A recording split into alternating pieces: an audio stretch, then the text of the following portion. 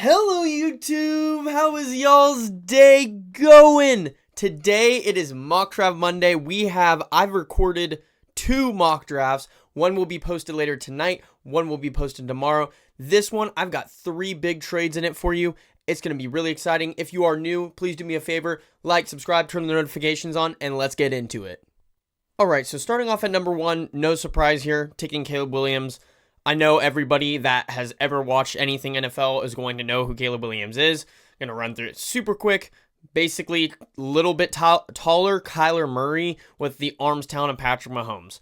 He is that good. People don't like him because of his personality and character issues, but as a overall prospect, he is phenomenal. Number 2, this has been a rumor. I'm really not with it. I'm really not. I do have it for the next 2 mock drafts that Jane Daniels go to Commanders. I think it's smoke. I'm very confident it's smoke, but just in case it's not, I wanted to switch it up a little bit, give you guys something a little bit different. Jane Daniels to the Commanders. Maybe they like the scrambling. Maybe they like to throw on the run ability. You know, that kind of stuff over. He does technically fit Cliff Kingsbury's system a little bit better, but I've said before, and I'll say it again, the QB is the system. You don't say, Patrick Mahomes doesn't fit my system, so I'm not going to draft him. You say, this guy's really talented. He's going to be our quarterback. That's the only one where it really makes sense where you can kind of go against your system. You go over talent over system 100%. Number 3, we have a huge trade. We have the Vikings moving up to pick 3. Drake May falls to pick 3. That's huge. They trade pick 11, pick 23, and 2 third-round picks. So the Patriots, the reason why a lot of times when you're trading from out of the top 10 up to pick within the top 5, usually there's 3 first-round picks included. Reason why I didn't do that is because when there's a lot of value when you can take 2 first-round picks in the same year. It's a lot easier for the team who's getting those 2 picks to evaluate what's going on and evaluate in real time and decide what they want to do rather than having to wait until next year to spend those picks. So you get that. The Vikings also give a 2025 third, next year's third round pick, and a 2026 third. So you're still getting 2 pretty good picks. That basically equates to me a very early second. So basically 2 first round picks and an early second for pick 3. It could get more value. I don't see how many, maybe Giants would be super desperate. They really don't have the situation to do that, to move up. But after that, it's maybe the Broncos, they really don't have the situation to move up either. They might, if they really want to pull the trigger on it, which that's what I have next mock draft. Spoiler, probably shouldn't have told you guys that. But, I mean, it's the Patriots. I think it'd be really genius for them to move back, and you'll see why I like that so much here. But yeah, so the Vikings go up, they get Drake May, they very quickly replace Kirk Cousins, get someone with a 6'4" frame, amazing mechanics, drop back, very accurate, just very prototypical quarterback. He's literally Justin Herbert. That's they even look alike to me. So yeah, dude, Drake May ends up with the Vikings. Love that for them. Number 4, Marvin Harrison Jr. ends with the Cardinals. I still have Malik Nabers as my number 1 wide receiver in the draft. However, Marvin Harrison, I think, is a much better fit with the Cardinals. Number 5, I have the Chargers going Malik Nabers. Phenomenal route runner, elite separator, fast. My comp, I just made a TikTok about it. My comp is Antonio Brown. He's a little bit taller than Antonio Brown, but he shows a lot of the same play characteristics as Antonio, and I love that from Malik Nabers. 6, I don't know what, just having my voice. 6, Giants take Rome Odunze. Yeah, I was debating. I'm such a big A.D. Mitchell fan right now. I was debating if A.D. Mitchell was my wide receiver 3, but I watched a little bit more of Rome just to assure myself, and it assured me very quickly that Rome is definitely wide receiver 3, and for good reason. Very prototypical wide receiver 1. Just somebody that you can rely on, especially in late game situations. So really like Rome for the Giants. They're finally grabbing a true wide receiver 1. 7, Joe Alt going to the Tennessee Titans. Not much changing there. I think that there's a couple other guys that they could go with. It doesn't make sense to me, though. Joe Alt, they need offensive line desperately. It's a really good pick for them. 8, again, not too much changing there with my Atlanta Falcons.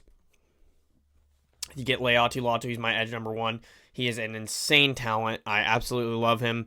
Just got a good combination of power and speed and is very refined, and I love that the most. And we're in a win now stage, so get somebody that is the most refined. It just makes sense to me. Number 9, I switched it up for the Bears. I want you guys to have some different, because the draft is unpredictable. The draft is very unpredictable. People say all kinds of things. This is for sure going to happen, and it doesn't, right? It doesn't happen. So it's like, okay, here we are. Maybe the Bears look at it like, okay, I can have Cole Kmet, Brock Bowers, obviously Brock Bowers be tight end 1, help with the run game with new DeAndre Swift, Keenan Allen, DJ Moore, right? A honestly very growing and solid offensive line now for Caleb Williams to go into. It's not a bad option. It really isn't. I think this actually could be something that happens. It just depends on what the Bears are valuing more. Is that edge rusher? Because that is a slight. It's not even a huge need too. It's not. Now that they have Montez Sweat on the other side, so they could do this, and nobody talks about it. They really could. It's an actually very realistic option. And that offense would be loaded from the get-go. Caleb Williams would have no excuse not to be an insane prospect year 1.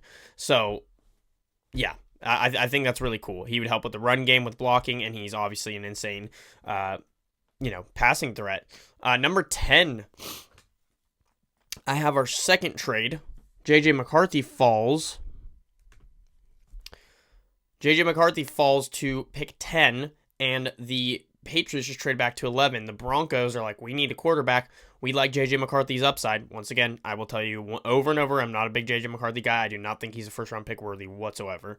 However, they trade pick 12 and a 2024 fifth, and then they get pick 10. It's moving up 2 spots, and the Jets basically just get to move up for a 6th. Pretty significantly, too. 185 to 145, that's 40 picks. So that's a pretty good deal right there. I would take that if I were the Jets. You're moving 2 spots back, and you're getting to move up 40 spots in a later round pick where you can use to refine your team a little bit more. So I thought that made sense. They move up. They draft J.J. McCarthy. I do think that Sean Payton, like Bo Nix and J.J. McCarthy, are like very similar prospects. I'm a much bigger fan on Bo Nix. I think I'm going to shock a lot of people with how much I like Bo Nix, but J.J. McCarthy, like, they might like the upside of the fact that he's a 21-year-old. I think he's like an inch taller than Bo Nix. They might value that more, a little bit better of a frame. Came from a winning team.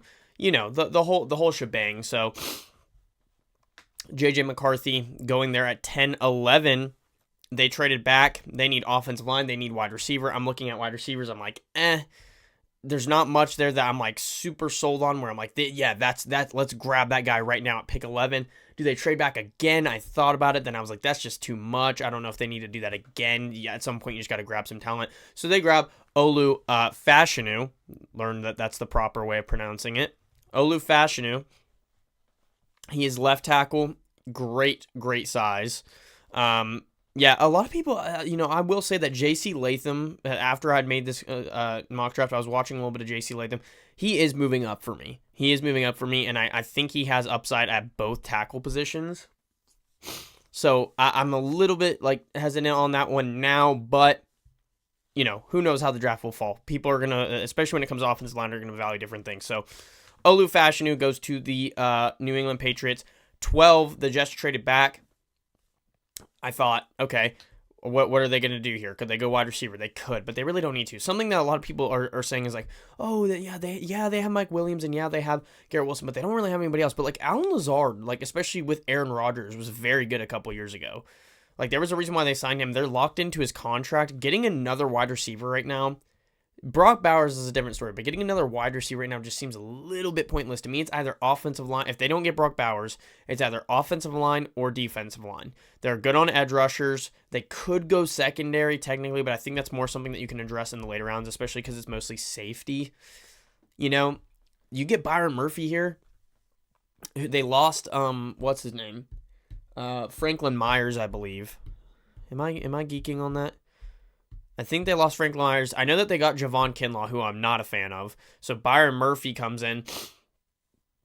Very athletic, gets after the quarterback, right next to Quinnen Williams. I think having 2 versatile guys like that is very smart. So Byron Murphy, 12 to the Jets. 13, I have Nate Wiggins as my number one corner, but a lot of people have Quinion Mitchell as their number one corner. I could definitely see Quinion Mitchell going higher than Nate Wiggins. In fact, I can almost guarantee it, just by the way that things have been going. So Quinion Mitchell, very athletic, showed out on pro days, or not pro days, showed out on Senior Bowl.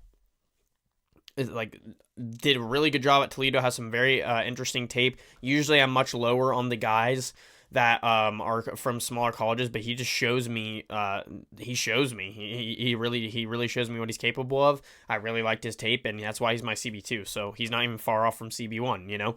I just like Nate Wiggins a little bit better. So Quinion Mitchell goes to the Raiders. They finally get a CB1. They upgraded their defensive line significantly this past year. They upgraded the quarterback position. Offensive line is usually what I have them going. I think they should, but I wanted to switch it up a little bit for them. 14, Saints, they need offensive line, they need wide receiver, they need a lot of things. I had them taking Talise Fuaga. I think I usually have them taking wide receiver here, so I thought I would switch it up a little bit. Get them some protection. It seems like Ryan Ramczyk is on his way out the door, but maybe not. Fuaga, I mean, most of these guys, I would say that the only one that I don't feel comfortable with is probably Amarius Mims going to left tackle, but I think I like Fuaga. I think Fuaga I'm a little bit less comfortable with Fuaga, but if really need be, he's got the talent. You know, he does. He's got the talent. I think that he can make the transition to left tackle. So we'll see. But Talise Fuaga ends up with the Saints. You know, they build a little bit better of an offensive line for hopefully their future QB. It doesn't seem like Derek Carr is the answer. So 15, Nate Wiggins. I think Nate Wiggins fits really perfectly with the Colts scheme. They run a lot of cover 3. I think Nate Wiggins would be great in that. Lengthy, runs a 4.3. They add some speed to that defense. They kind of need it because they added Juju Brents last year, who I think ran in the 4.5s or something like that. And there was a couple times last season where he got beat down downfield, and he's got great length. Juju does, but that's kind of what makes up for the speed. But sometimes it's not enough. So grab Nate Wiggins, you know, add him to a defense to get some good speed, some good coverage. I think I love Nate Wiggins for the Colts, honestly. I absolutely love him. So 16, Jared Verse, switching it up. I usually have Troy Fautanu here. I think that's a perfect fit. Jared Verse going to the Seahawks. Yeah, I mean, Mike McDonald just came this year as the head coach. He's a defensive-minded guy. He sees that the edge rusher position could absolutely use an upgrade. Jared Verse is still on the board. Very powerful, very strong. Something that I think that he looks for when you look at what they've drafted in the past. Like, who was the guy from Michigan that they just drafted that I loved? And he got injured on his pro day. And David Ajabo. When you look at David Ajabo and Jared Verse, I think they're very comparable. Powerful, have a good, not like amazing speed, but solid speed. Pretty refined. I like Jared Verse for the Seahawks a lot, especially if they aren't going to go offensive line. I think that's really all. Like, if they're even going to go edge rusher, it should only be Jared Verse. I don't like Dallas Turner fit, not too much. It's okay. I don't Leatu Latu could be fine. But Jared Verse I think is the best fit. So 17, Troy Fautanu falls to the Jags. The Jags' offensive line is honestly pretty solid. It's not bad. But, you know, adding another guy that can have the tackle guard versatility, it's only going to make that line stronger. On paper, it looks much better than it performed, at least last year. So that is something that we're talking about, a team that was leading in the AFC South, and they, like, what did they lose, like 8 straight games or something ridiculous like that, or 7 straight or something, just something wild where you know, it's bad. And I remember seeing a couple times where the pressure was just getting to Trevor Lawrence way too quick. So Troy Fautanu, tackle guard versatility, I think falling to 17 is exactly why they would pick him over other positions. So why not? 18, I have Brian Thomas Jr. going to the Bengals. Yeah, I like this. I think that, you know, what Tyler Boyd's out. They grab another LSU wide receiver. It's already panned out well for them with Jamar Chase. Who knows what's happening with T. Higgins? Maybe they keep T. Higgins for this 1 year, see how Brian Thomas Jr. does. If Brian Thomas Jr. does really well, then maybe they move on from T. Higgins. I think it's smart for them to probably grab a wide receiver this year, or obviously offensive line too. But it just depends on what they feel about the T. Higgins contract situation. So I'm taking Brian Thomas Jr. I'm a lot lower on Brian Thomas than a lot of people. I think that he's getting a little bit overrated, but that is just me. So 22, we have Dallas Turner. We have a trade. We have the Eagles trading up 3 spots to the Rams. They are basically just moving up. The Eagles are giving the Rams 2 spots up in the second. The Rams are trading a 5th and a 7th and getting a 4th, moving up 34 spots. There in the draft and going up into the 4th, and I think that it's not a huge jump. Three picks isn't crazy. Getting able to move up 2 spots in the second, and then 34 in the 4th or whatever. I think that would be really good for the Rams, trying to fill out their roster, and the Eagles absolutely have enough draft capital to do a move. I really think the Eagles can move up much farther in the draft if they have a guy that they really like, and they have lots of draft capital, so they can get it done. So that's what I have going right there. They move up, and they select Dallas Turner. Dallas Turner's still here. Dallas Turner and Nolan Smith are like very comparable edge rushers to me. That's the only thing I'm not so sure about this pick with. But I did look, and I was like, okay, Josh Sweat is on the last year of his deal. You get Dallas Turner and Nolan Smith to roll with in the future, and then they just signed Bryce Huff. Why does that not sound right? Is it Brian Huff? No, Bryce Huff. Yeah, Bryce Huff. They just signed Bryce Huff from the Jets, so Dallas Turner, Nolan Smith get some really fast edge rushers. Kind of almost like a Hassan Reddick, so maybe you're getting a little bit more of like a younger Hassan Reddick here because of the speed. And Dallas Turner, Nolan Smith kind of rolling in the future. I'm not big on Dallas Turner. I wasn't big on Nolan Smith, and I'm a UGA fan. But I think that the value here is very good for Dallas Turner, so why not move up 3 spots and make sure that, someone like the Steelers could even pull some. The value there is so good that you almost wonder if it's worth it. You don't know which way the Dolphins are going to be heading. They lost a lot of players this year. They just signed Bradley Chubb. It's like, are they going to pay Jalen Phillips soon too? You know what I mean? Delay that maybe. Trade Jalen Phillips, get some draft capital. There was many. Or the Rams. The Rams absolutely could have selected him. That's the main reason, is that they're showing up to make sure that the Rams can't select him, give him a little bit of draft compensation to make sure that they get the guy that they want. 20, I'm not so sure.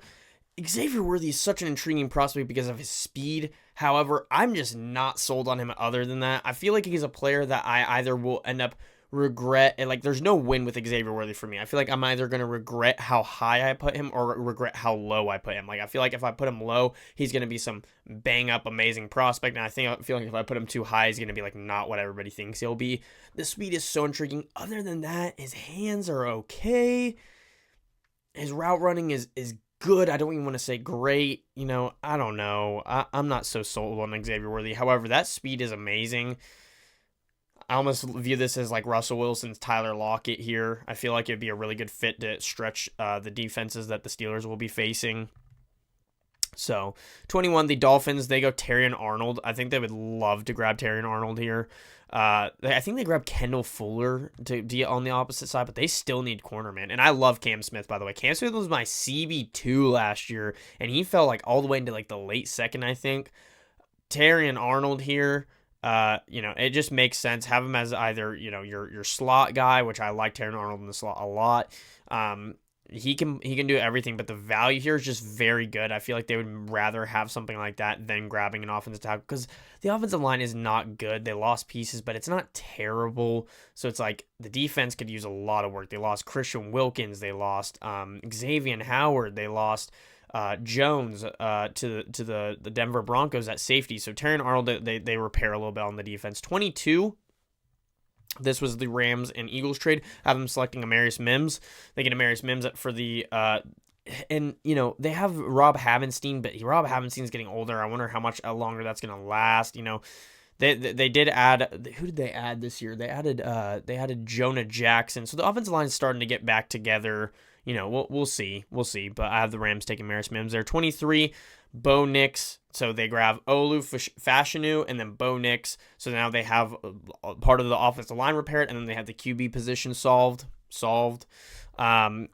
I think it could work. I think it would be better for them to do that than just draft Jaden Daniels, which is most likely what's going to happen. I think that getting a quarterback like Bo Nix and then an offensive lineman, especially because I like Bo Nix better than Jaden Daniels, that is like, yeah, I think that would be ideal. 24, love this for the Cowboys. Graham Barton, offensive tackle, but he's most likely going to be a guard. Like, I'm 99% sure about that. He's much more likely to be a guard than Troy Fatanu.